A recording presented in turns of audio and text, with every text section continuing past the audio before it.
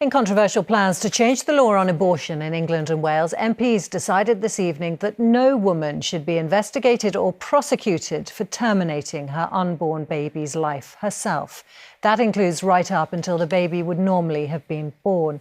MPs voted by almost 3-1 to decriminalise such self-terminations. Jasmine was following the debate and is outside the House of Commons. Jasmine, how likely is this to become law? So as you say, this evening MPs were debating on the 3 abortion-related amendments to the Crime and Policing Bill, which is currently making its way through Parliament and will eventually become law. One of those amendments was being put forward by Labour MP Stella Creasy, which aimed to make abortion access a human right. One was being put forward by Tory MP Dr Caroline Johnson, which aimed to make changes to the abortion pills by post scheme.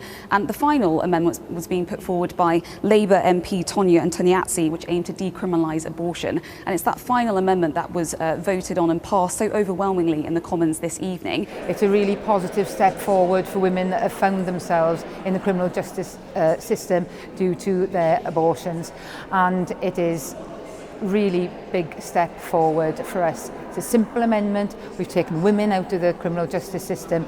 I have met with Nicola Packer, the most recent case that we've seen, and once this bill passes through the House, there will be no Nicola Packers, and for me that is why I have done this. It was picking up on Diana Johnson's amendment from the Crime and Policing Bill last year, which fell because of the general election, and I am really happy for those women that have suffered this injustice.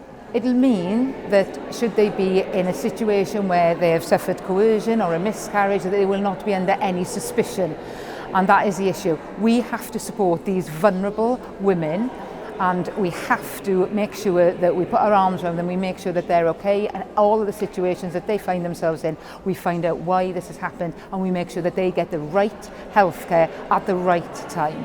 Now, under current law in England and Wales, an abortion is still technically a criminal offence, but it is permissible under certain circumstances, for example, in the first 24 weeks. But in recent years, there have been a handful of cases where women have been pursued by the police after being accused of carrying out an illegal abortion. Now, under today's amendment, it would prevent women from being arrested or imprisoned at any point if they terminated their pregnancy at any point, but it would still maintain penalties for example, medical professionals who were terminating a pregnancy outside of the current legal framework. Now, as you say, the amendment passed overwhelmingly in Parliament, but outside today, there's been lots of anti-abortion protesters really voicing their concern with what's gone on. And so as this bill makes its way through Parliament, ministers are going to have to take questions from MPs, from interest groups about how all of this is going to work in practice and when exactly it's going to be implemented.